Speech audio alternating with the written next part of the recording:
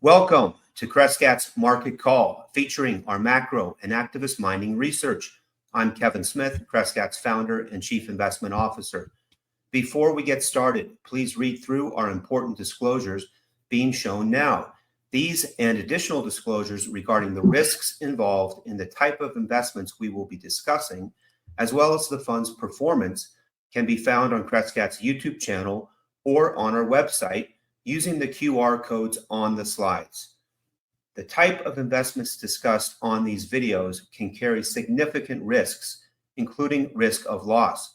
The videos are intended to be general discussions of macro investment themes, the mining industry, and news with respect to the companies in our activist metals portfolio, and are not intended to be investment advice or an offer of investment advice or services. Crescat's managed funds only accept accredited investors, and the discussion in these videos has been prepared with that level of audience sophistication in mind. Any forward-looking statements may or may not come to fruition. If you enjoy our videos, please click on the like button and make sure you are subscribed to our YouTube channel to get notified of upcoming episodes. You can also follow Crescat Capital on X for ongoing macro research and important news updates on our activist metals positions. If you want to learn more about Crescat's investment strategies, we encourage you to reach out to our head of investor relations, Merrick Iwahashi. His contact information is on the screen now and can also be found on our website at crescat.net.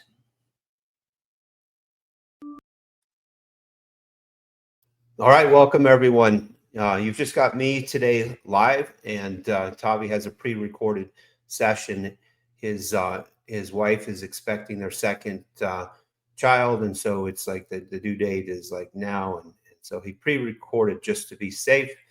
And Quinton is in the field in Bolivia at San Cristobal, and I think we're going to have a lot of updates today from Quinton.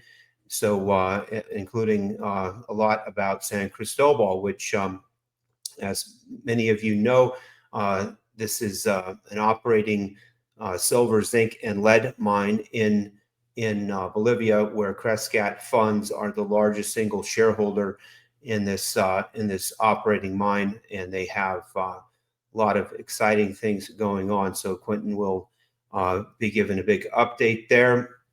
And so let me get started. What's been going on here in the last few weeks? Starting, I think it was on, a few months back, back in October 10th, I think some people say was that first initial big down day in Bitcoin, where one of the Bitcoin whales sold, has started this downdraft in crypto and in Bitcoin, along with the rest of the crypto market,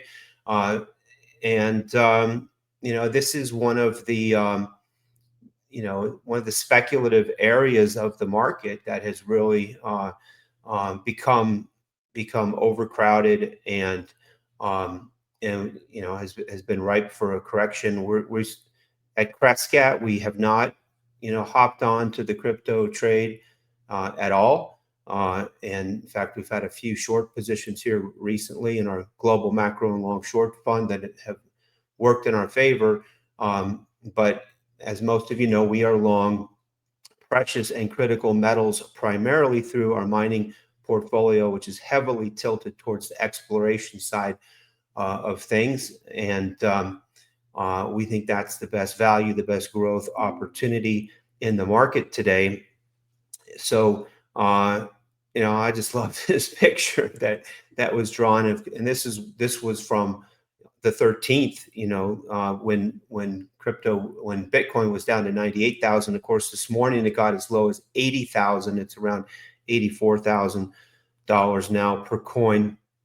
And this is one of this area we've talked about, the valuations, the speculation, the leverage in the marketplace, the lack of liquidity, the record low cash, the historic high valuations, and in the past few weeks we've been pointing out that look, it's a lot more than valuations. It's the leverage, it's the positioning, it's the speculation, and now all these technical indicators. We had the Hindenburg omens, which we've talked about 2 weeks ago, and these are all these are all indicators that there's a lot of risk in the market and a lot of potential downside in the financial markets, particularly the S&P 500, the NASDAQ 100, the Mag 9 stocks.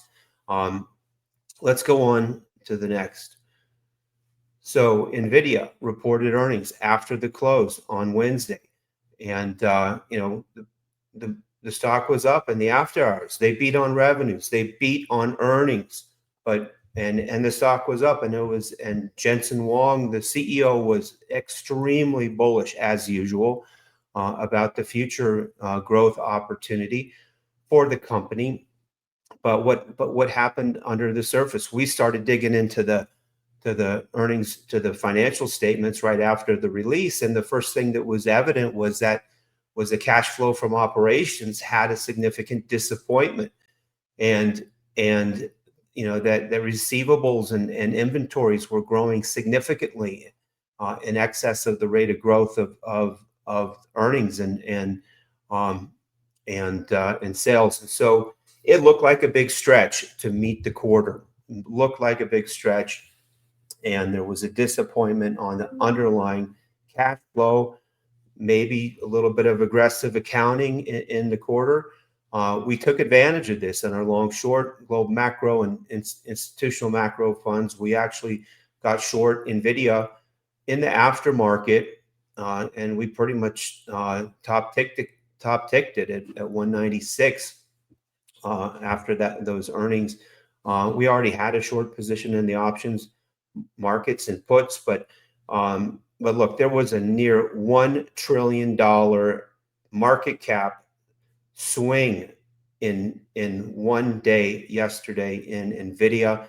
Look at the bearish engulfing candlestick patterns that we have on the S&P, on the NASDAQ 100, on a bunch of the Mag 9 stocks.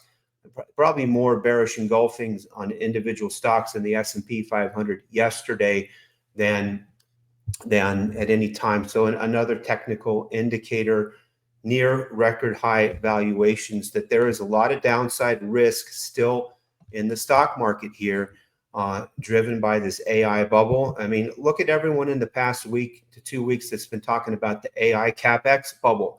Well, remember where you heard it first, and all the comparisons that we've made to the tech bubble and the charts that we produced on the CapEx, unsustainable CapEx trends among the Mag 7 that is highly comparable to the tech bubble. People want to say, oh, there's no comparison to tech bubble. It's totally different. But look at some of the excuses that guys like Dan Ives are coming up with for why it's different this time. And he had a tweet this morning that I encourage everyone to look at. I mean, it's completely absurd, the comparisons that he's making, and I don't have time to go into that. But let's look at some real comparisons, like the CapEx unsustainability. And remember where you heard it first. Go back and look at our letters, look at our past presentations, look at the comps that we've made to the tech bubble in 2000. Anyway, let's keep going. Oracle has become the proxy for credit risk, and the primary go-to short position for the AI bubble in the CDS markets. And look at how, just like in the housing bubble, when the credit default swap markets became the preferred place for guys like John Paulson to play the bursting of the housing bubble, guys like Michael Burry. Look at what's going on with credit default risk on Oracle. Now, Oracle used to be one of the biggest free cash flow generating companies in the S&P 500, just consistent, ongoing free cash flow, high free cash flow relative to net income, high growth. It's completely flipped. It's the opposite now. They've taken on a lot of debt. They've become a hyperscaler, and they are the free cash flow forecasts are just abysmal when you look at this company. I don't know what's going on with Larry Ellison, and I'm not trying to criticize him at all, but he's made a big flip, a big switch in the structural, their historic, what has worked for them historically in the software space. It's a big change for this company. Will it pay off? A lot of people are starting to take the other side of this trade. Let's go on to the next. Investors are holding near record low cash. This came from the B of A Global Fund Manager survey recently, and Lisa Abramowitz is from Bloomberg. Her comment regarding this is that investors are holding one of the lowest proportions of cash in modern history. The November B of A Global Fund Manager survey showed cash levels of 3.7% or lower has occurred 20 times since 2002. And on every occasion, stocks fell and treasuries outperformed in the following 1 to 3 months. Consider the clustering of Hindenburg omens that we talked about a couple of 2 weeks, and which also portended 2 months of very difficult market performance ahead. Not 100% of the time, but very frequently, especially when you have those clusters. Well, this was a technical indicator we had of the market breadth, nothing to do with valuations at all, but primarily market breadth and different extremes with new highs and new lows, weakening breadth and overbought conditions that we're starting from. So these are the setups, technically, structurally, from record valuations where there's a lot of downside risk in the market, and I think a lot of downside risk still ahead. So yeah, markets are bouncing today after that massive bearish engulfing that we had yesterday, but this is not a bounce that I would be buying into. It's a bounce that I would be looking to put on more short positions or liquidate more longs if I were an investor in Mag 7, in the S&P 500 indices, and NASDAQ 100, Nvidia, and so forth. I do think there is a place you can buy. I think it's precious and critical metals. I think it's the precious and critical metals miners. Now we've seen John Williams from the Fed come on and start to indicate that I think we may be looking to cut rates in December, and so the probability of a rate cut now in December after yesterday and after John Williams came out, I think it was this morning, has flipped to like 65% probability now from less than 50 of a Fed rate cut in December. Is this a reason to be bullish on the stock market?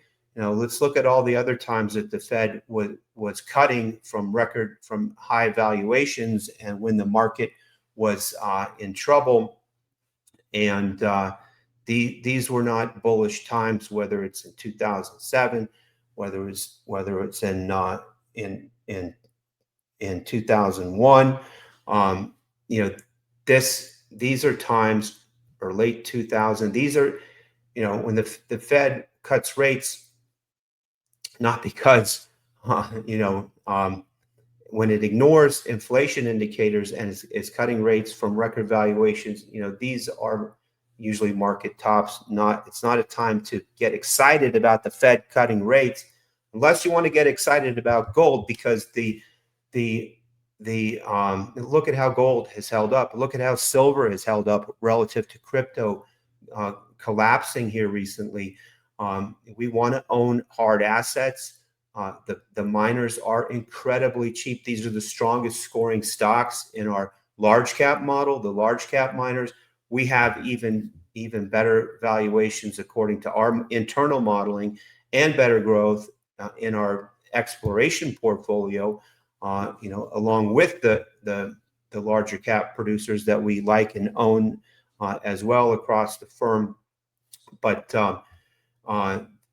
if you want to play the Fed cutting rates, the place to be is in hard assets, in precious and critical metals, and in precious and critical metals miners. That's the long exposure we have with the Crescat Precious Metals Fund and Institutional Commodity Fund. It's our largest theme, our activist metals portfolio. We've also got that as the largest long theme across our macro and long short hedge funds, and so we're hedged. We believe that we're hedged. Nothing's a pure hedge, but we believe we're hedged for this current market environment across the firm, across our funds, and we're hedged on the long side with precious and critical metals. Let's go on to the next.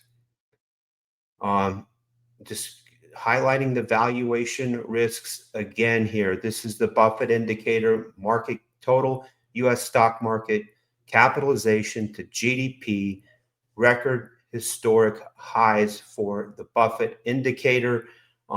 This is highlighting the significant and substantial downside risk today in the equity markets, and this should not be ignored. Let's go on to the next. Elliott Wave's Robert Prechter.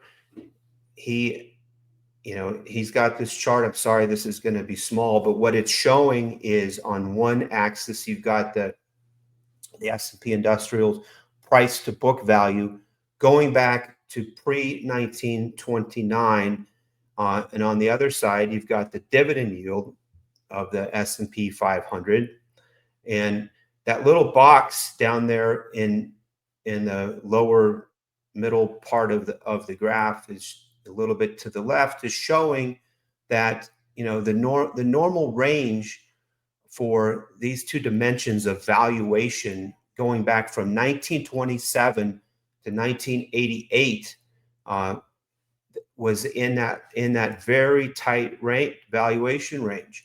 But since post the 1987 stock market crash, when we've had the Fed put at play, the valuations have exploded, and so we are in higher valuation territory now on two different measures. We just showed you the Buffett indicator. Here's two completely different measures looking at price to book value and dividend yield, and look up there at the very upper right corner of this graph. So that's October 2025. The highest combination of price to book of high price to book versus low dividend yield, the highest combination on these two dimensions that we've ever had. So this is the risk in the marketplace today from a valuation standpoint. Let's go on to the next. So we've updated this chart, and we need to get a letter out here. We will very soon. Hopefully this we'll have it done this weekend and out before Thanksgiving. But yes, our funds did pull back last month when the gold and gold stocks pulled back at the same time as our short positions went against us in the global macro and long short institutional macro fund.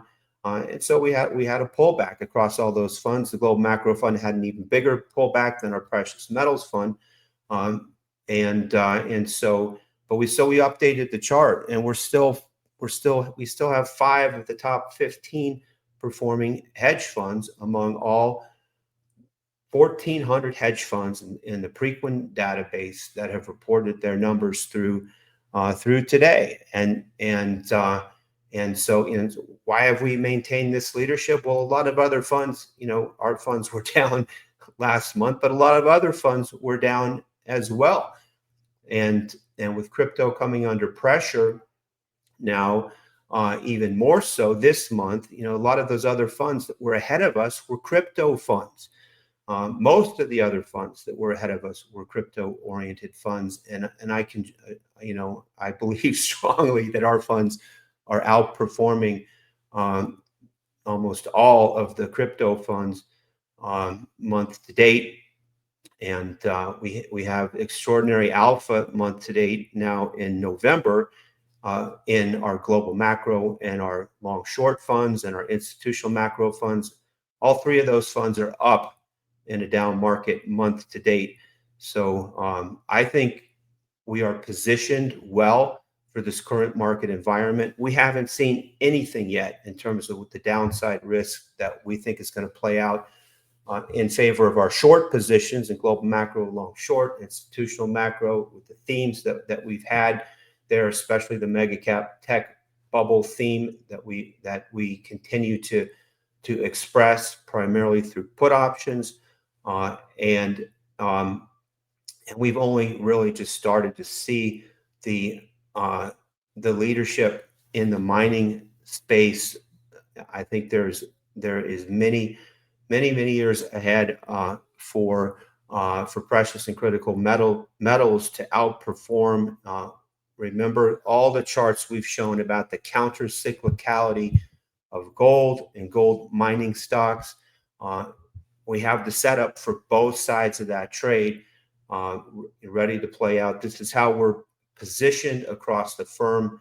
Still early for the miners. The valuations, according to our models, for the mining stocks, just still incredibly low. The growth ahead incredibly high, and there's going to be volatility out there, but this is a market that Crescat has been positioning for a number of years, and it is finally starting to play out in our favor. I think there is much more to go. So we're going to flip to Tavi's presentation now, and then to Quinton's. Go ahead, Trevor. Tee up Tavi's. Let's go. Hi, everyone. This is Tavi here, recording for another Crescat Live. This is a Thursday morning here in Colorado, on a day that we've seen Nvidia basically go from a pretty significant earnings release with a lot of excitement driven in the market by its earnings release, and then after we were seeing now the fading of that excitement in the markets, which is really interesting from a macro standpoint, and I think it speaks volumes to what we're seeing in terms of complacency and issues that we're going to talk about in this recording. I'm going to start sharing my screen here so we can move along. This first chart that we're seeing is looking at the VIX Index. As you can see here, the VIX has been starting to creep up quite substantially, while we're still seeing the corporate spreads, or the junk spreads, which to me is one of the best ways to measure complacency, remains historically low. It's, I believe, below 3, which is a exceptionally low level. This type of index does not stay at these low numbers for too long. We usually see, especially when VIX or volatility increases in the market, that also tends to be reflected in the junk bond spreads. And I think that it's a matter of time for the blue line to follow the white line. This is my view. And ultimately, I think that's where risk tends to be also express itself in the markets, is through junk bonds, showing signs of being riskier, and people actually spending a premium for the spread between those bonds relative to where the Fed, or I should say where the U.S. Treasury yields are. I think it's also an important point about what's been happening today is the Fed members' hawkishness that we saw over with the Fed minutes. If you think about it, ironically, the further they, the more hawkish they are, they're more likely Fed fund rates are to fall in the near term, because their hawkishness, given the fact that the economy has so many imbalances today, that hawkishness is out of line when, and the market, despite the fact that we have inflation being higher than historical standards, of which would justify hiking rates, believe it or not, the government is almost required to lower rates in order to afford its debt imbalance that it has. And so ultimately, this what we're seeing is almost like a self-fulfilling prophecy for the hard assets. The further market declines, the more it supports lower rates, and the better it is for hard assets. And so this downside volatility we're seeing in the markets right now, to me, is an opportunity. Again, it's just my 2 cents. Let's go to the next chart. What we're also seeing in the technology space, I mean, Bitcoin is also showing that in terms of liquidity. Bitcoin is a great proxy for that when it comes to markets. As you can see here, the small tech or small cap technology companies, and measured by the Russell 2000 Technology Sector Index, are starting to lead the downside versus NASDAQ 100. And that's an important aspect. When you start seeing the small cap companies really lead the way to the downside, it really shows that the frothiness across most investors is starting to capture that risk is getting higher and is going higher, and therefore investors are starting to move away from those positions in small cap companies and so forth, and that's an important driver usually for deterioration in the economy and deterioration in markets overall. So I would expect that this white line is an important leading indicator that we should consider for the blue line, of which the further small caps fall, you would expect that the blue line is also going to follow that as well. So an important point, of which is in line with the expectation that the junk bond spreads should also widen substantially. There's a lot of mixed signals about the economy when it comes to data. One aspect I would point out, it's what's been happening with the consumer discretionary sector of the economy, which has been performing very poorly. I think that's one of the most important things to be aware of. But also on top of it all, this index, which is a freight index, looking at shipments in the U.S. and so forth, is currently at its lowest levels since we've seen during the COVID lockdowns. And what I think it's important about this is this cannot be twisted as a displacement AI theory, of which we're seeing a lot of that in labor markets. Labor markets have been deteriorating as well. And I think a lot of people have been using that as an excuse to say, well, this is driven by AI. It could well be. By the way, I'm not saying it couldn't, it shouldn't or couldn't be, but I also think there's real signs of weakening, issues in the economy that I think we should be aware of, and this is one that you cannot really blame on AI by any means. I mean, if anything, we're seeing efforts towards onshoring, we're seeing efforts towards building the economy. You should not be, seeing this freight index actually declining as much as it has been, and especially to levels like we saw during a COVID lockdown or a global financial crisis when the whole economy was stalling. And I should say not even stalling, but really contracting in a large way. And so I think this is an alarming type of indicator that we should be aware of, and therefore why I'm showing here. Ultimately, as I said before, this is what drives, liquidity. It's what drives, again, the need for central banks to step in, the need for the economy to step in, or the government to step in and start either expanding its monetary base or increasing fiscal stimulus, believe it or not, even more.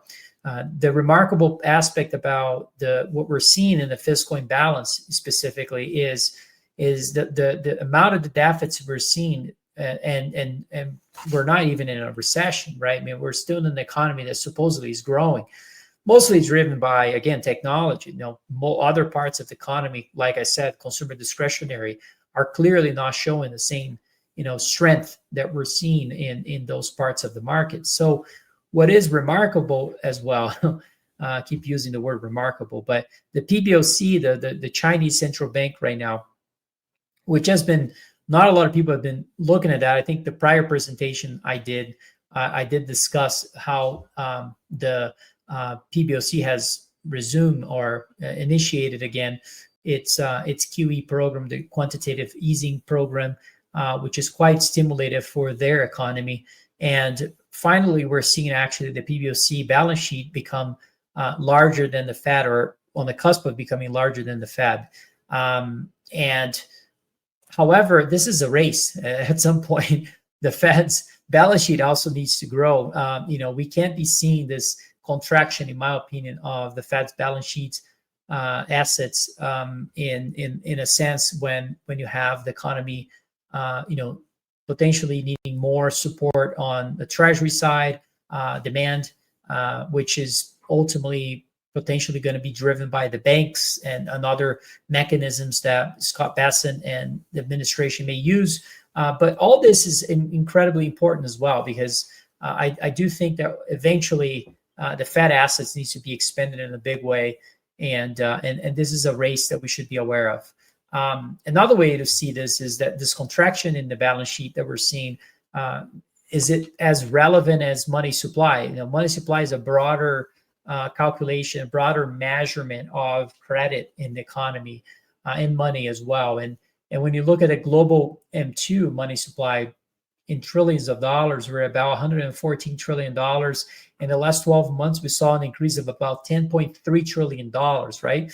And if you think about it, just for interesting aspect here, we've seen a lot of that money go to gold, right? I mean, gold itself has increased its size when it comes to a market cap of gold above ground by about $10 trillion over the last 12 months. And so, if you think about it, the amount of credit created in the economy is, despite the fact that most central banks have been contracting their balance sheets, found its way into hard assets, right? But as one hard asset, there are others that will likely also serve as an alternative for that creation of credit. And my point when I saw this chart was how fascinating is the fact that we're seeing such an aggressive increase in money supply, despite the fact that central bank assets have been contracting as well. How would this increase look like if we actually see a substantial expansion of central bank assets like we saw back in 2020? And you can see that ramp up on money supply in line, mostly driven by central bank assets at that moment. So, what's driving the money supply is lending, is private lending. It's mostly that. I mean, financial institutions lending more than other times, and that's the creation of credit itself that can happen in many ways in the economy, not just by central banks supposedly printing money. Another thing that we're likely to see is this $2,000, tariffs, dividends that are being discussed, and we have to put into perspective of what would that look like. It's incredibly inflationary. It's probably one of the most inflationary things you can do. I think I've said this a few times in the past, but you give money to the lower parts of financially classes of the economy, and you will see them spending. Unfortunately, and I hate to say this, but one of the main reasons why a lot of the folks are in lower classes, I have been there personally as well. I grew up in not in a very privileged side of financially speaking, and I can say that being around that, one of the main issues is that people don't know how to spend money. They don't know how to save. They don't know how to invest, and it's an unfortunate aspect of the financial illiteracy, I guess, that we have globally, and particularly in emerging markets. But when you give money to the lower classes, what you tend to see is that they're going to spend, and that drives inflation. It drives consumption, and to me, this is one thing that to be very much aware of. That money is going to flow right back into the economy, and it's going to be very inflationary. So we need to be aware of that as well. It's another thing that adds to the hard assets case, right? I'm talking about hard assets. One of the things that is also important to look at is any type of commodity or prices relative to or adjusted by CPI. If we look at the consumer price index by the government, which is a very conservative, to say in a nice way, a measurement of inflation itself, And when we do that calculation, you can see here the silver adjusted for CPI has just started to break out from a 46-year or 45-year or so resistance that we've seen. The prior time that we saw this resistance was back in during the peak of the market in 2011, and the other one was in 1980. And now we're breaking out from that level. But more importantly, if you go back to the 1980 level, we're still 77% lower, almost 80% lower than we were back then. And so this, gives you some sense of how potentially undervalued silver prices are adjusted for CPI. And again, that's a big assumption because it's assuming essentially that CPI is inflation. And we know that most likely that's not the case, which means silver prices adjusted for real inflation is actually lower. So again, it's one of the reasons why I view silver as being one of the cheapest, not only metals on earth, but also one of the cheapest, or maybe the cheapest of all hard assets as well. Lots of questions in regards to, are we in a bubble for gold miners and all sorts of things? And in the day like today, where there's a sell-off on those assets, and I don't know how Friday today, in this case, when this is being aired, market is trading, but I don't really care. What I think it's important is this is a good measurement when you look at the gold and gold miners relative to total global assets. It's a good way to measure where we are in the cycle. Usually when you have a cycle in the gold market, now a real cycle, you go to levels like we saw in the past, between 20 and 30% of total global assets start to become part of the gold and gold miner space. And we're so far away from that. In fact, today's sell-off might be lowering this even further, but we're about 4% today. And if you ask me, I think we're going to go substantially higher over the years, multiples higher over the years in this measurement. And so I'm really excited about being part of this as an investor. Another thing to consider, sometimes one of the questions I used to get the most, and back in not too long ago, was how can you have a bullish view on commodities if you have a negative view on China? And look, it's not that I'm positive on China, but I certainly think that the time to be bearish on China was years ago, not today, given the fact that, look, this chart is a great example of that. Look at it, Chinese real estate investments is at keeps going lower. It's not like it's falling just this year. It's been falling, it's been a negative trend for a while. And if anything, you should expect this to start bouncing at some point. And that fallacy that China had a control over the commodities markets is a fallacy. And when we see the G7 economies carrying the torch when it comes to demand and revitalizing their manufacturing capabilities and AI, data centers, and construction, and all we're seeing in those countries is really what's carrying on the commodities demand. But what if the Chinese demand actually comes back as well? And that's the whole point. We're seeing a bull market in commodities where the Chinese demand has actually sit on the sidelines, and in fact has been actually driving the downside of that market. And so I think this can be a very important demand factor that a lot of people are not considering, that could change things quite significantly. In line with that, copper, which is China's, still has a very important demand, driven side of it, is the copper market. And when you look at the chart of copper itself, especially in a day like today where market is falling and you look at copper prices, they're not leading to the downside. Why? Because I think the market's starting to figure out there's a shortage in the copper market from a supply standpoint. And I find it fascinating that copper continues to trade around this sort of perfect environment here when it comes to resistance. When it breaks this resistance, I would suspect that this is going to be leading to a very large appreciation in price, and potentially much higher than a 5 handle. Maybe we go, add a few $100s here in this chart. That could be really, really interesting for those that are bullish in the copper space. This is just my opinion. And I love charts that look like this, where you have this energy being saved, and it's almost a big consolidation, and then all of a sudden you see a big release of that energy in the markets.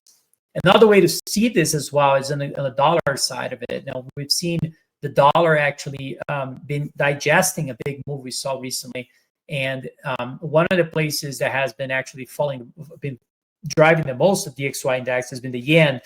And, I do believe that Japanese yen is, mostly very undervalued, much, especially when you look at the interest rate differential between U.S. and Japan. U.S. interest rates have been falling more than Japanese rates have been, in some cases, rising, especially long term.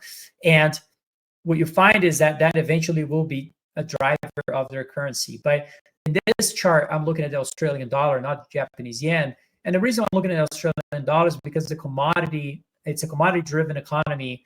And I find this a very interesting setup as well, just like other things like the Canadian dollar that I've talked about in the past, which has been taking a while for that to manifest itself in the markets. And look, I have patience. I'm not here, to get things right in every turn. And I think that we're starting to see after this digestion in the dollar, as we see the market following a need for further dovishness in the Fed and other central banks. Ultimately, that should drive the dollar, in a much weaker environment. And as we see that, the Australian dollar can actually make a major breakout here, or mark a major breakout if it does go above these levels, that we're not too far from. And if we do see that, I think a lot of people are going to start seeing the thesis. But a lot of times you want to be ahead of those changes, and this is what I'm trying to accomplish here by showing this. In line with the commodities is what's been happening with oil. I've said it before. I think oil is starting to become one of the main opportunities in the macro side. Oil adjusted for money supply is historically cheap. It's one of the lowest levels we've seen in history over the last 30 years or so, 34 years. And I think this is not just a great way to hedge mining exposure, but also, when you're looking for, undervalued assets out there, I think a lot of times we struggle finding those ideas, those opportunities, but there's always those opportunities available. And I think a lot of people are overlooking the chance that, geopolitically things can change quite dramatically. And I do think that oil prices can be a big driver, even of inflation here, as we see the Fed being forced to lower rates and stimulus checks, if you will, with the dividend tariffs, and or the tariff dividends, and other things like expanding the balance sheet that should at some point drive oil prices as well. Not only that, but also what we're seeing in the Permian, with number of rigs declining, contracting over 30% in the last 2 years. Those are real changes in potential changes in supply that we could see here in the near future. I made this chart the other day, and I think it's also very valid to especially what we're seeing today with Nvidia, going from being up now to being down, and it's still a $4.6 trillion market cap. It's if you consider this about 3 times the size of the entire energy sector in the S&P 500, the energy sector is sitting at around $1.2 trillion. And then when you look at the free cash flow that the entire sector generates relative to Nvidia, it's about 20% more than what Nvidia creates. So, a lot of people say, well, but Nvidia is growing. Yeah, look, technology is great. Advancements are great. There's a lot of growth there. But I should say something needs to power that whole infrastructure, and the energy sector remains incredibly undervalued relative to its relevance in that market as well. The other chart that I think it's probably one of the most important ones that I've done recently is this one, because people see the gold miners moving and they get excited about it, but the move already happened. Not that I don't believe it's going to happen even further, but it's funny how people get bullish after validation, and then they see the copper miners start moving. They're like, yeah, that makes sense. But then when you show them the energy equities chart, they're like, yeah, I don't see it. fascinating, and if you look at all these charts, if you look at the three panels of this chart specifically, they kind of look like, very similar charts, right? I mean, they all went through a bullish market in the early 2000s.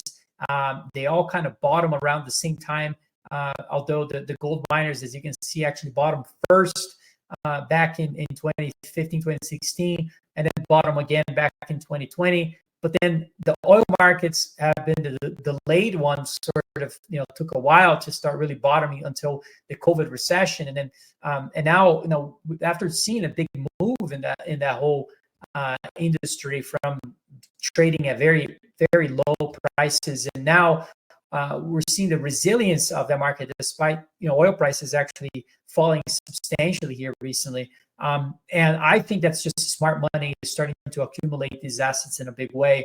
I think it's a matter of time to see a major breakout in energy. And so I am laser focused on this because I do like this sector quite a lot. Another aspect that we're seeing a big change here is emerging markets. There are days that markets are falling 1%, 2%, 3% here in equity markets in the US. And when you look at emerging markets, they're actually outperforming the US stocks. And again, it's another sign that we're seeing smart money, in my view, accumulating these assets over time. We saw even Gunlock now talk about how he likes, local currency denominated emerging market bonds. And I've been very vocal as well about emerging markets as an investment opportunity, especially Latin America. We'll touch on that in a minute, but I think there's lots of positive changes happening in this environment. Also, touching on Brazil specifically, we've seen a change that's significant. It's not a small amount. It's a few $1 billion of increase in gold reserves in Brazil. You can see that we haven't seen throughout history many of those. And so emerging markets are the ones actually acquiring gold, in here. We don't know how much is being purchased of gold and accumulated over the last few months and years. That is unofficial, but what has been officially announced, these are not small amounts that we should be aware of. In fact, if you look what's been happening with the currency markets, it's also important to see that the Brazilian real has been the second best performing currency across all major currencies, performing the Swiss franc, believe it or not, outperforming Bitcoin, believe it or not. And I'm not here to say this is a hard asset type of idea, or this is not going to be, ultra dilutive over the years. All I'm saying is, things have gotten so extreme that some of these emerging market currencies are starting to outperform even the dollar. So yes, I think that's a real trend. I think when you combine an economy like the US that needs to lower rates at almost all costs and needs to weaken its currency relative to other fiat currencies, therefore why you're seeing these performances across the board, not just the Brazilian real, but especially like the Mexican peso and others like the Swiss, the South African rand and others that are part of a more, I guess, riskier aspect of the market that is still, despite the fact that being risky, is still appreciating relative to the dollar. These are policies that eventually is away from emerging markets, usually is a stronger dollar and higher rates in the US. If we're going to go and take those two out of the equation here, at least eliminate that risk, or I should say, reduce that risk in a big way. And that's, I think, what it creates a big opportunity for these assets. I think this is it for my presentation. I touched on a lot of things. I hope you enjoyed this presentation, and I'll leave it for Quinton to continue this discussion. Happy Friday, everyone. This is Quinton. I'm actually traveling once again. I'm in my favorite country, Bolivia. I'm doing quite a bit of work down here. The amount of work we're doing in Bolivia right now is just jaw-dropping. It's been an absolute wonderful experience as a geologist to see all the things that we're seeing down here. And I thought, rather than just jump right into updates as I normally do, I thought, you know what, I'm going to show people what we're doing down here as part of San Cristobal. San Cristobal, of course, is one of Crescat's mining investments. It's a private company. I am CEO of the company and director. In fact, I founded the company and negotiated the purchase of San Cristobal from Sumitomo Corporation about 3 years ago. And since that time, we've really done a lot of work. We've taken a mine that had at that time a perceived limited mine life, limited future, and we've turned it around completely. And I want to kind of go through that, show people how this whole business of mining kind of works. Maybe this will, if anything, just be interesting for folks. Why don't you head to the next slide? So one of the best parts of coming to Bolivia is getting to see geology up and up close. And one of the things, every time we fly in our plane from La Paz down to the mine, I get to see from the air, I get to see the geology of the region. And here you can see a whole series of very young volcanoes. In fact, some of these are dormant volcanoes that kind of pop up out of the Altiplano. The Altiplano is a very broad, flat region that kind of spans western Bolivia, goes up into Peru a bit, even into the northernmost part of Chile. And it's a remarkable place because it's highly elevated surface and it's generally flat. About 14,000 feet. It's almost like a tabletop in many places. But then it's punctuated by these volcanoes that pop up. And here you can see a line of volcanoes. You kind of hold your mouth just right. You can see they're lined up in almost a straight line there. There's 4 of them. There's one here in the foreground. There's one with a bright white spot, little white spot, and then one way off in the distance. These volcanoes tend to come up along major crustal structures in this region, and they tend to form in lines like this. But it's just amazing to see geology, active geology, I'll call it. These volcanoes are brand new. They're no more than a couple million years old. And each one of these is probably forming a new ore body at depth. It's cool as can be. Let's go to the next slide. Here's a view of the Uni salt flats, salt lakes, if you will. So they're called salars. Salars are salt lakes. And Uni is the biggest one. It's really probably the biggest in the world, especially for lithium. It covers much of the southwest corner of Bolivia. It's many hundreds of square kilometers in surface area. And you can see here, other than a little patch of residual water there on the left-hand side, this thing is a broad expanse of salts that have crystallized as waters have evaporated away. And, everybody knows this region is very dry, very dry. So the evaporation rate far exceeds the level of moisture that falls in form of precipitation. Now, that said, I think earlier this year, it was, you got to bear in mind that the seasons are flipped down here, but, during the summer months, which was February and March, a lot of rain this year in Bolivia. In fact, this lake was a lake for a brief period.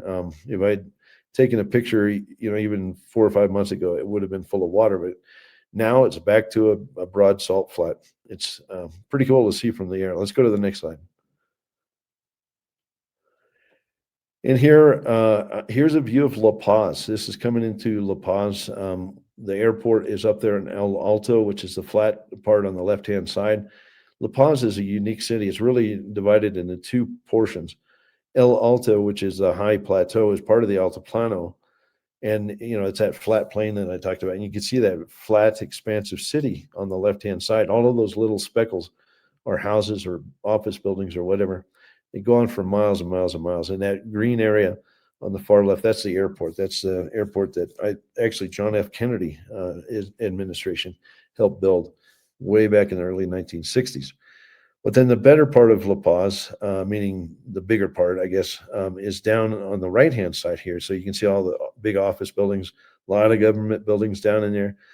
And that part of the city is built down in that canyon. And it's just remarkable because the difference in elevation from El Alto down to the bottom is about 3,500 feet. So it's not quite as big as the Grand Canyon, but it's it's about 60% of the Grand Canyon, I think, something like that. I just can't think of anywhere on Earth that you can see a city that's built in a canyon like that. It's a very unique setting. It's absolutely gorgeous. Go to the next slide, please. Now, I usually spend a day or two in La Paz to kind of get acclimated and also meet with our office staff there. We have our main office in La Paz. We have about 80 people working there. And, I always enjoy catching up with everyone and finding out the interesting things that go on. But the next part of my trip is always my favorite, I got to say, is getting down to the mine. And as we fly down to the mine, we actually go straight back over Uyuni Salt Flat. And in this case, we flew over one of the lithium brine operations that's not too far from San Cristobal. It's about 20 kilometers to the north of us, but it is in the Uyuni Salt Flat, and you can see the evaporation ponds here.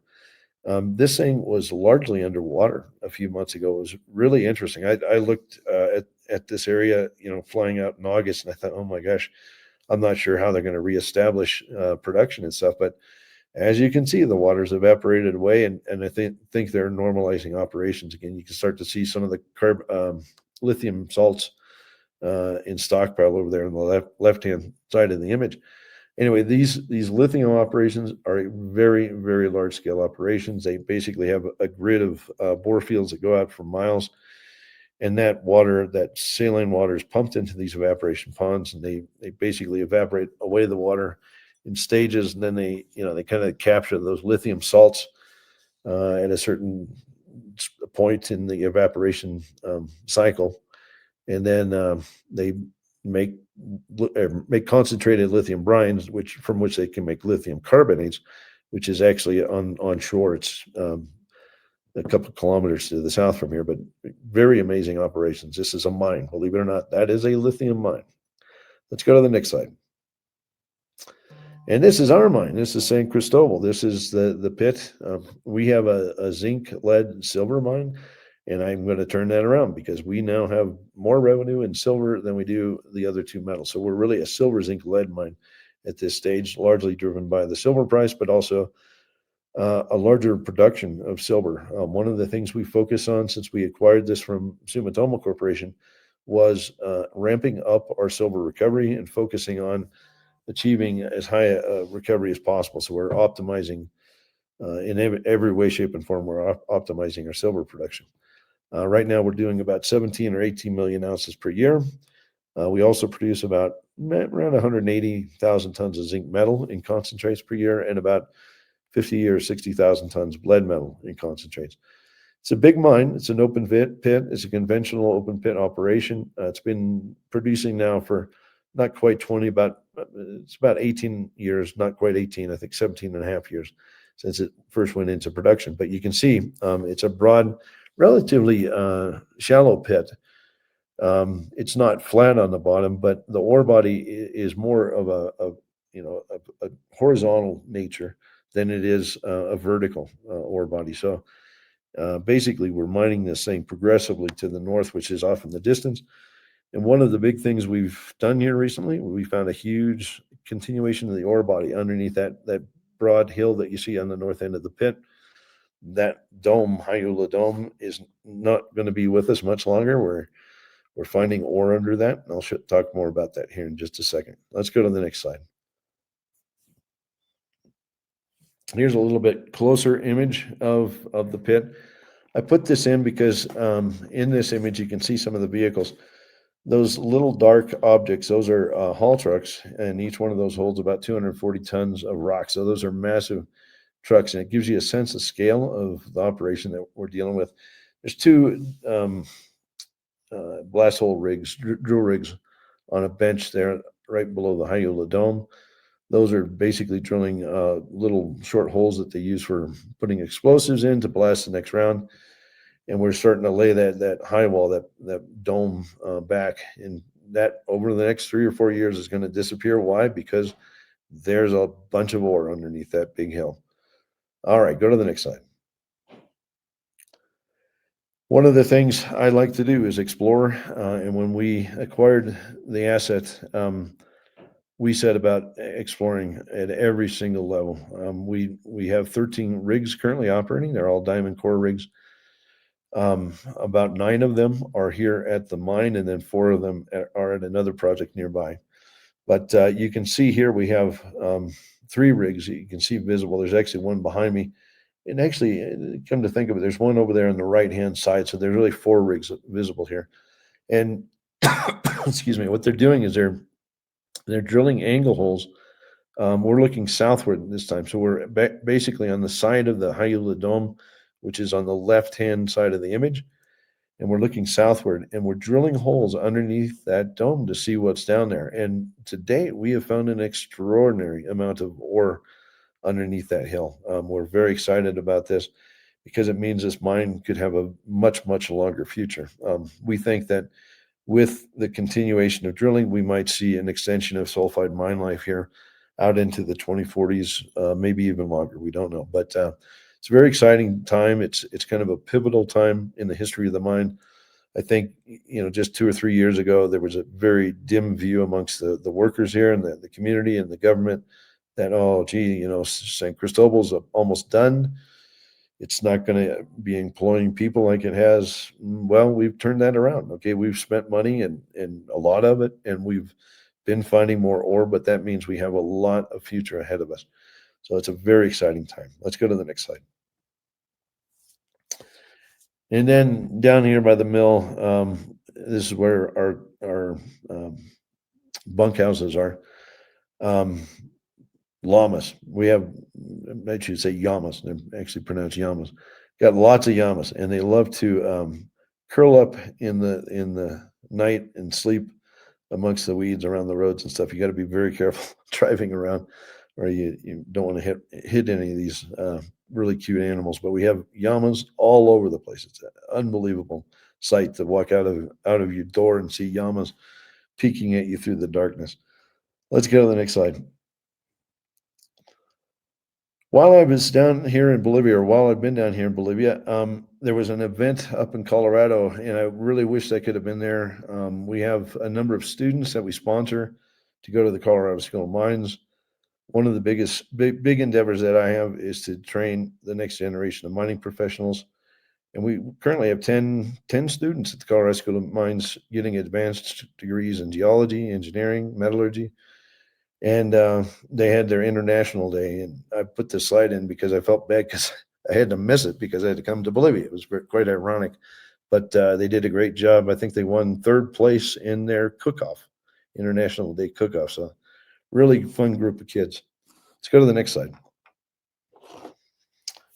All right, now I'm going to talk about a new discovery that we made. This cement pad that you see here, this is actually a placard that was left on the ground where the first drill hole, SFD 001, was drilled on a discovery that we call Isidorito. Isidorito was discovered in 2019, right before COVID, and the discovery was a very remarkable story where the geologists here at San Cristobal at the mine had a concept about a target at this area, remote area, about 40 kilometers from the mine, and he wanted to test it. And he managed to squeak in a few holes at the end of 2019, of which some hit some very interesting mineralization. Well, that program had to shut down because of COVID. COVID kind of shut all of the operations down. There was no ability to travel from between 2 communities and so forth. So the project sat idle all the way through our acquisition of the asset. And once we picked this up, we resumed exploration work. And to date, we've drilled nearly, I think, over 300 holes, probably about 315, 320 drill holes. And we are in the process of drilling out this remarkable deposit. Let's go to the next slide. I think a couple of years ago, I showed an image from a vantage like this with about 9 rigs down there in that white area, that flat area, drilling away. We currently have 4 rigs, and they're kind of hard to see, but they're down there. Little black specks here and there. You can see them. We've expanded the grid that we've drilled down there in the flats. We've also stepped up onto the hills over here to the right-hand side of the image, and we're continuing to expand this remarkable deposit. I can't speak too much about this, but I would say that this deposit deposit. We're a private company. We don't share a lot of details, but this is probably one of the most remarkable silver discoveries made in the silver mining industry in a long, long time, and we're quite proud of the progress we made here. How fast might it become a mine? Well, it's probably going to take about 2 or 3 or 4 years, something like that, but we are trying to move it forward relatively quickly. And one of the great things that's happened here in Bolivia is with the recent election, I think we're seeing a kind of a ground shift, a groundswell in the direction of increased investment, international investment in building new things like this, new mines in Bolivia. And so we're looking forward to working with the new government to try to advance things more quickly. So it's kind of a new day. It's very exciting. Let's go to the next slide. Here's some drill core out of this project. Doesn't look like much. In fact, it looks kind of like road gravel. It's rather ugly in my view, but nonetheless, it contains appreciable amounts of silver. In places, this stuff runs hundreds of grams, if not thousands of grams per ton of silver. It's fairly homogeneous material. We think we can mine this thing via open pit. It's a relatively soft rock. I think it'll be easy to mill. And even with a modest scale operation here, I think we could be in a position where we could produce maybe 10 to 20 million ounces of additional silver beyond what we're already producing over at San Cristobal right now. So going back to the point I made about increased international investment, one of the big things we're working on right now is expanding San Cristobal in every way we can. So this discovery is one example of that. We have another project, I should say the sulfide expansion that I showed you at the beginning was another, we're trying to extend the sulfide mine life around the pit. But then we have another project we call the Oxide Silver Project, and the Oxide Silver Project is already has a resource base of around 200 million ounces and is likely, it's going to be the largest scale oxide silver plant in the world. It will be able to produce around 30 million ounces per year. So, long story short, between the sulfide expansion, the Oxide Silver Project, and this new discovery here, I think SCM is going to be on track to be one of the biggest. It's not going to be the biggest, but it'll be one of the biggest silver producers in the world within 5 or 6 years. So we're very excited where this is heading. Go to the next one, please. And in this region, this is nearby neighboring project. There's a lot of history. This region, as many people know, Potosi was mined by the Spanish, founded in the 1530s, and it was mined. It's really been continuously mined up through the modern day. This isn't Potosi, but this is another project. Looks a lot like Potosi in some regards. You can see the ancient Spanish ruins here. You can see the big altered mountain in the background, and there's even some, scratching some old mine workings along the hill in the background there. Beautiful country. It's really unique to see a place where you kind of combine, these world-class ore bodies with this amazing history, and see, how early people came into the region and exploited these world-class silver deposits. I think Bolivia is, with the political shift, I think we're going to see Bolivia open up and become once again one of the big silver jurisdictions on earth. It's a great thing to see. Go to the next slide, please. Here's just a shot of the ancient, I think it's probably from the 1500s or early 1600s or somewhere in that time frame, churches. It's fallen down, but I think this was a Jesuit church at one point. Let's go to the next slide. Skip one there. Go back to just one. There you go. This was kind of cool. This is one of the few remaining intact houses of the Spanish, the colonial era. And I thought this was just, it's cool as heck, because it shows what they look like with the roof on. You can see they would have had a wooden door. That door is about 4.5 feet tall, by the way. And then you can see a thatched roof. It's made with grass that grows here. And the grass is a very sharp, spiky grass that it's kind of like spinifex grass in Australia or something, but It makes great thatch and keeps the rain out because it's kind of got an oily, resinous quality to it. But this is what the miners back in the 1600s would have lived in. Pretty cool. Let's go to the next slide. And as you can see here, there's nothing geologists like better than roof time, meaning looking at maps on the roof of a SUV. Here's our team. We got a mix here. We got a mix of Bolivian geologists as well as some of our expat team that comes down and works alongside them. What are we doing? Well, all of those projects I talked about earlier. These are the guys that are responsible for drilling out the additional sulfide deposits. They're drilling our new discovery, and they're also looking around at new opportunities as well. And we're always on the hunt. So we've had some fun over the past couple of days. And in fact, they just got in about 2 hours ago from having a great trip in the field. Go to the next slide. We actually went to a neighboring mine. This is a very small scale mine. It's an underground mine. But I thought it was quite unique. It's kind of an interesting operation because this tunnel that you see in front of us is actually dates back to the colonial period. It was dug by the Spanish, and it was dug to dewater the mountains in the background there.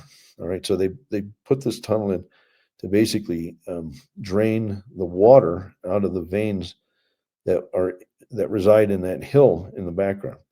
And yes, it's a long way. It's a very, very long tunnel. But it's amazing that they spent 10 years back in the 1600s. They spent 10 years digging this thing by hand. They had no explosives, no nothing.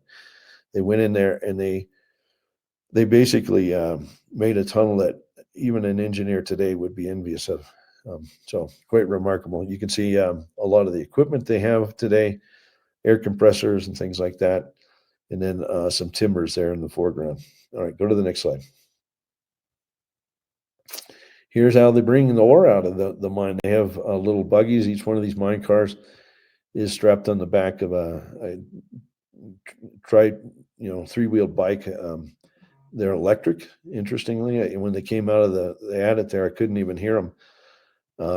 Just about missed it taking a shot at the guy, but he passed by and he has a load of probably about just at 1 ton of ore. They tend to focus on mining high grade here, so these are high grade veins that they're going after, and the material can be quite rich. So that bucket there probably has $2,000-3,000 worth of metal hiding in it. Let's go to the next slide. And as you enter the mine, of course, you got to pay tribute to LTO. LTO is obviously the overseer of the underworld, and you got to pay tribute. You can't go in a mine without leaving some coca leaves. So this is the little alcove where there's a ceremonial place to leave tributes, and it can be coca leaves, it can be money, it can be beer, it can be a lot of cigarettes, whatever works. Anyway, you have to leave something before you pass by. Let's go to the next slide. Here's what the mine looks like inside. So it's hard to get pictures inside a mine, but this is basically one of the old hand dug adits or drifts. And I just thought it was a cool shot because it's actually elevated above the main mine floor. But can you imagine digging that thing by hand without explosives? It's just kind of mind boggling to think of what people had to go through. Yes, they probably used slaves at that time, but the work that is involved in mining something like that with crude steel tools is just hard to believe. Let's go to the next slide.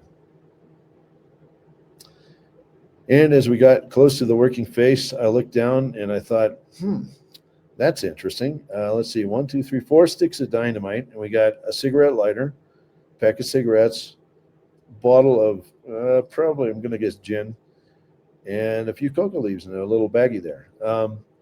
I guess it makes sense. I guess it does make sense to leave you don't want to lose your cigarette lighter, so you might as well leave it with the dynamite. But I thought that was rather funny. Anyway, interesting sight. Let's go to the next slide. And this is what they're mining. This is a chunk of high-grade galena. So the bright, shiny stuff, that's lead sulfide, which is galena. There's a bit of sphalerite and in there too, which is kind of the darker black stuff, which is zinc sulfide. Excuse me. And then there's some fine grain patches in there of kind of black stuff, and that's the silver minerals. All right. So this is, again, silver, lead, zinc like we have. A little bit different form though. This forms in veins as opposed to a big disseminated deposit like we have at San Cristobal. But anyway, gives you a little background about mining in Bolivia. I see Bolivia as a new day. I see the work that we're doing here going to pay off in spades. It's going to keep a lot of people employed for a long time. We have a lot of good reason to invest a lot of new capital into the operation. And we have a lot of projects that are going to just make this an exciting few years. Let's go to the next slide. Now I got update dates, so we're going to move on. All right. I got to apologize beforehand because I got in about 2 hours ago and I had to literally slam some slides together. So I don't have as many as I normally do, and they're probably not as detailed as I generally like. But these are companies that have put out news in the past couple of weeks, and I wanted to touch on them. And one is Altamira. Altamira is up in Brazil. Altamira is exploring the Cajueiro project, Cajueiro district. And over the past couple of years, they've really unmasked this district and shown the large-scale potential. You can see on the map over here in the upper right all the different targets they have across this. We know about Maria Bonita. That's where they've been drilling some deep holes and hitting very large volumes of low-grade but significant gold mineralization in the porphyry. They already have a resource at Cajueiro Central, which is in the white box in the middle. But more recently, they've been testing some new targets, and one of them is this Morro Verde, which is one of the blue boxes, the rightmost blue box on the top. There are two porphyries there that they found, and over here in the lower left, you can see a close-up image of the drilling that they've done to date. This is really interesting because the porphyry has the same composition and texture as Maria Bonita and other porphyries across here. So again, the thesis here is that all of these porphyries that are clustered around this district are derived off of the same magnetic source at depth, and they're all kind of poking their nose up, and wherever they do, they tend to form gold mineralization. And we're seeing that now in some drill holes. This is early stage exploration, but this week they hit a pretty handsome interval. It's 8 meters of 3.5 gram gold in porphyry mineralization here at Morro Verde. Now, you know, it's not a huge long interval, and this is just the first hole in this target area. But to see high grades like that is very encouraging early on. Bear in mind, this is a very short drill hole. It's only like, 10, 20, 30, 40, 50, 60 meters deep, I think. So they hit the good stuff. And in my view, this merits a lot more work. Now, I think they have 2 rigs operating right now, and they're also drilling some deep holes. I think Maria Bonita and another target. I can't remember which one. Maybe it's Tavares. But they're starting to see, they showed some photos in the news release saying they're seeing some interesting mineralization. So lots of news to come out of this company. Let's go to the next slide. Let's see, here we got Goliath. Goliath is going to have a lot of updates, guys, a lot of updates, because they still have 80 holes in the lab. And many of those holes, in fact, over 3/4 of them, have intervals of visible gold. So we should expect a lot of really good news out of the company.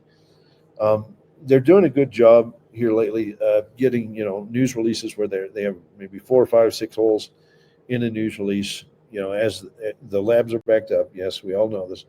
But they're producing a pretty steady stream of news, which I think is very good.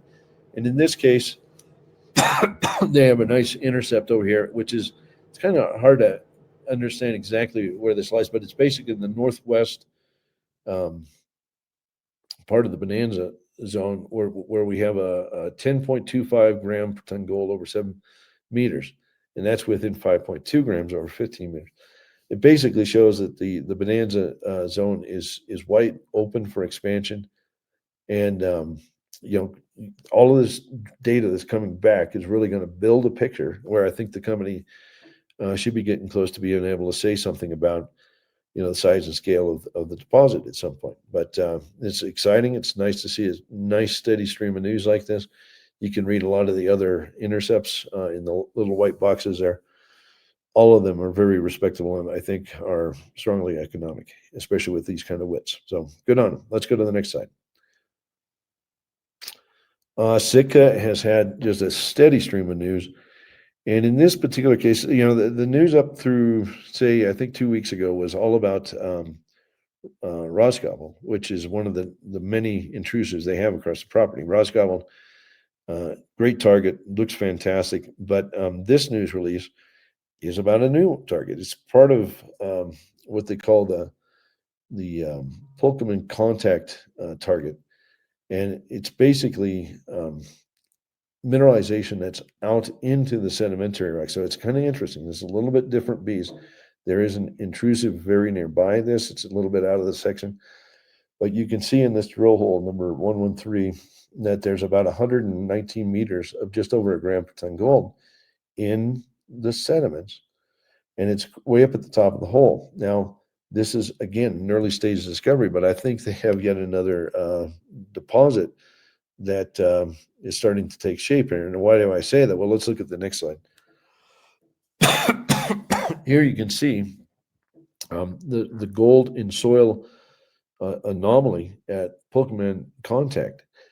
And it's huge. I mean, it is absolutely enormous. So now we know that there's mineralization out into the sedimentary rocks, but in the background there, you can see a very faint outline of the reduced intrusive. It's kind of irregular shaped blob. It looks like a ghost almost.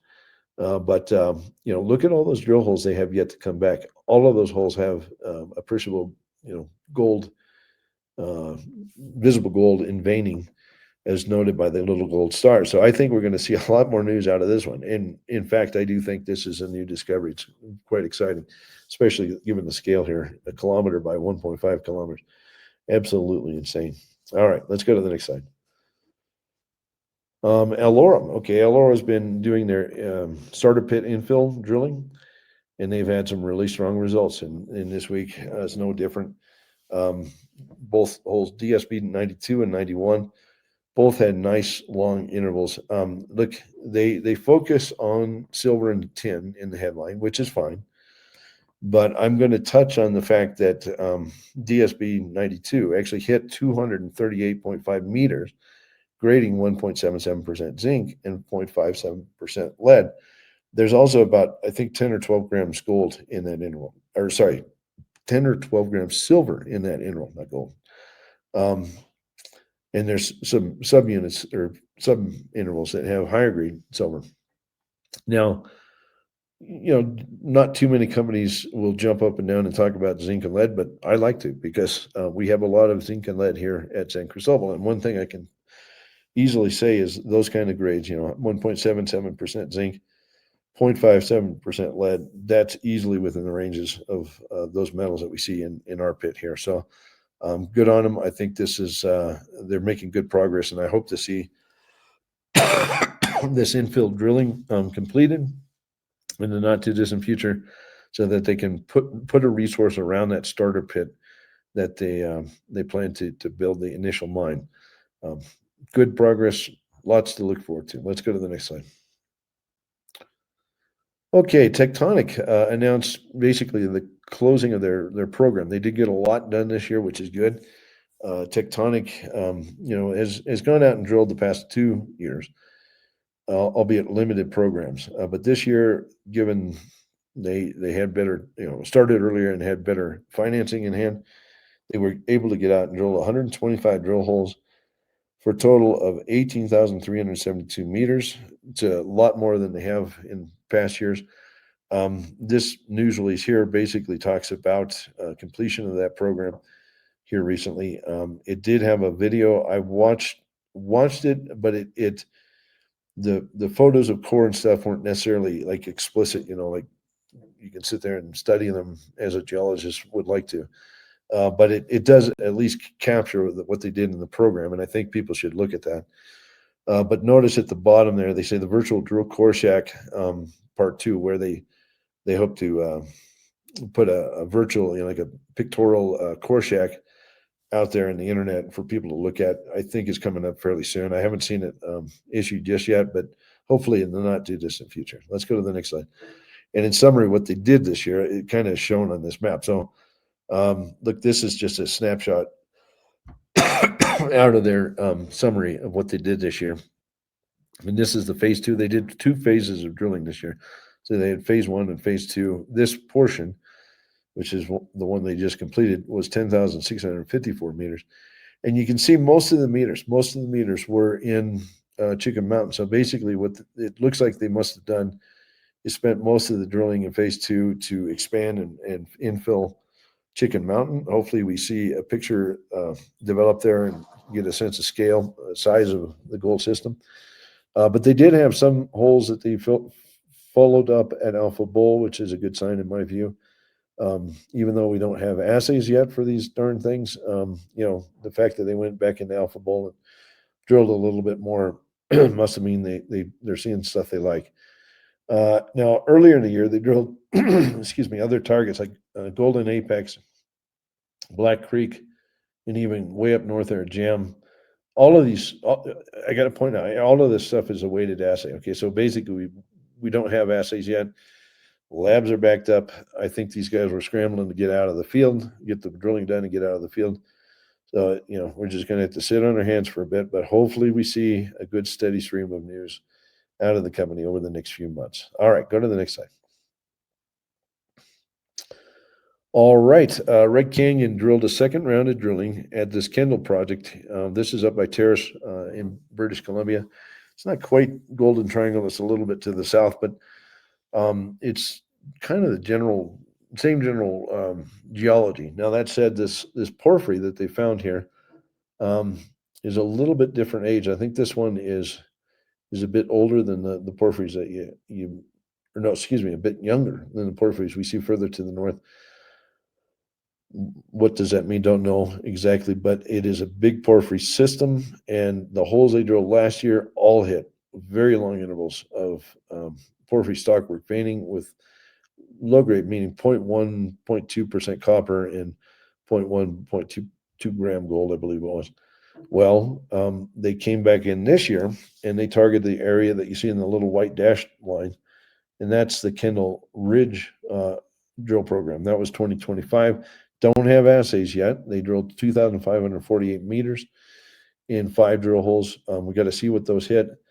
But one of the comments they make in this large volume of text over here on the left-hand side is they basically feel that the alteration that they saw in the drilling this year and combined with what they saw in the drilling last year points to the likelihood that the core, the guts of the system are perhaps just to the east, so to the right of the white dash ovoid thing, and a bit to the south of the white polygon there. So basically in that little blue area, they think is the core target area. Okay, now they didn't get a drill hole in there, but they're kind of forecasting to the reader, the investors, that that's what they think. They think they need to come back here and drill in that area next year. How many holes does it take to find a porphyry? Well, I've talked to smart guys like Sergei Dyaikov, and his comment is usually it's about 2 dozen. So how many do we have here? I think we have all of 8 or 9 holes. I think so. We'll get there. We'll get there. I think there's going to be a discovery made given the scale of this thing. Let's go to the next slide. Let's see. Newfound has had a pretty steady stream of news, and they are doing drilling that's oriented for fleshing out, their mine plan, their production planning around these high-grade deposits. In this K2 area, which is one of the many deposits they have along the Appleton Fault Corridor, is way up at the north of this train. So over on the left-hand side, you can see the broad scale plan view map. So in that little black box up at the north end, this K2 deposit resides. And that's where most of these drill intercepts that have come in are reported here. So you can see 18 meters of 4.17 grams and 10.35 meters of 3.5 grams. I don't need to read them all, but you can see very strong intercepts. This is good. This is good. This is the detailed work that needs to happen so that this pit can be developed. but you can see it's all quite shallow mineralization. All right, let's go to the next slide. All right, a company I haven't really gone through in detail yet, but we are recently invested is Norsemont, and we did tweet about this when they announced the commencement of their drill program. Chocolimpi is down in northern Chile. It's a very large alteration system, as you can see over here in the image on the right. What is it? Well, it's a high sulfidation system is what it is. So basically, it's an epithermal system that was generated by fluids coming off of none other than a porphyry at depth. So there's probably a porphyry down there somewhere. Now, is that what the company's chasing? No. What they're doing is they're going to drill out a lot of the remnant of ore and likely extensions of ore bodies that was left here from the previous operator. Okay, this mine kind of shut down prematurely, had a lot of reserves left, a lot of expansion potential. And the crew here, I've gone through their drill program with them a couple of times. I think they have a very good, very strong sense of where to focus, and they're focused on these hydrothermal breccias in red. And they're going to see if they can't find the high grade that's going to be necessary to kind of rebuild the case for building a mine here again. But to give you a sense of scale, this thing's already produced, I think, on the order of a couple of million ounces. What kind of size target? Well, with luck, it could be many millions of ounces more. This is the kind of story I like. It's a brownfield story because it was an existing mine, but it's a story where I feel like the geology tells us there's a lot more to give here, and I'm very excited to watch this story unfold. Some of the people in this are people that I've known for many years. So I know they're smart guys, and I know they're going to do a good job. If it's there, they're going to find it. All right, let's go to the next slide. All right, I think this might be the last update I have today. This is Firefox. And I haven't seen a lot of news out of the company. They did hit some high grade at Mustajarbi, and I got to apologize. I think it was at a time when I was busy at one of the shows, and I didn't talk about it because I didn't see the news slip, and it slipped by. But this is a target I've been watching for a while. This Sarvi project this is in Finland. This is actually not all that far from the Kittilä mine that Agnico has, but it's also right next. This project is right next to Ikkari, which is the Rupert mine that's planned. It's going to go into the development at some stage here. So you can see in this image, kind of the lower center portion of the image, that's all the planned infrastructure and open pit and whatnot for the Ikkari mine, which is a multi-million ounce deposit. That's a great ore body. And here we are at Sarvi, and we can see there's some really strong gold anomalies. Okay, this is the maiden drill program up here. We're going to see the first real effort by Firefox to drill this property. They've done all their till sampling and geophysics, and now I think they're in a very good position. So yet another drill story to look forward to. Now, one company I didn't put a slide in, but I talked about a couple weeks ago, and I just followed up with the management is Magotes. People keep asking me what's Magotes doing. They're kind of quiet. Well, they are drilling. I heard that they started maybe 6 or 7 days ago, and they're all fully underway. I think given the altitude there, they're probably going to have to drill the lower targets first, is my gut, and then I'll have to step up. So things like Los Magotes and stuff might be in a month or two before they can drill there. But they have a great drill program laid out, and I think over the next 5 or 6 months, we'll see them test most, if not all, of the targets that they've got identified. So just giving people a verbal update on Magotes. All right, I think that's it. Let's see. Any more? Nope. All right, guys. Have a good week, and we'll see you guys in a couple of weeks. Have a happy Thanksgiving. Take care. All right. Thank you, Quinton, and thank you, Tavi. For those who were listening on YouTube, I apologize with the technical difficulties we had. The first 5 minutes or so of today's show got cut off, but when we repost it on YouTube, you'll see the whole thing. For those on Twitter, I think the whole thing was live. But look, we're really excited about the opportunities in the markets right now. There's a lot of risk out there too, but we think we have some great positioning across our funds. If you're interested in getting involved, I encourage you to reach out to Merrick. His contact information is right here. Give him a call, shoot him an email, and look, we'll be back in 2 weeks. So thanks, everyone. Bye.